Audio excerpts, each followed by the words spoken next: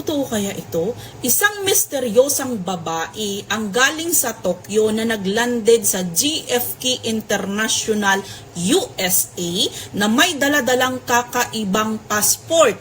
At ang kanyang passport ay hindi raw nag-exist sa mundong ito.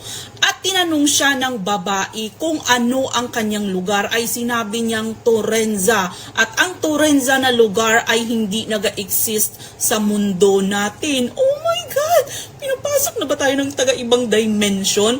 At ito pa guys, ang kanyang passport ay kompleto detalye.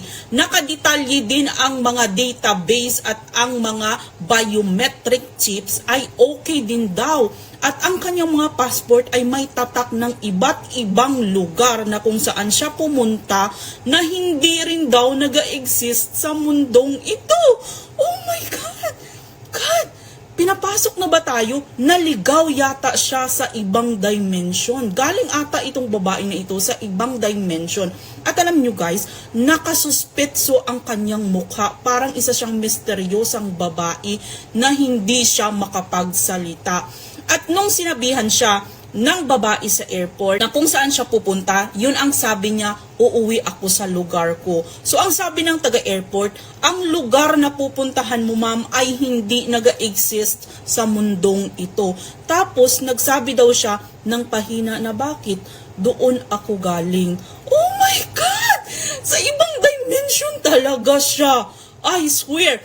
Tapos yun na nga ay nilagay nila sa isang detention room kasi nga nakakamisteryoso talaga ang babae na ito.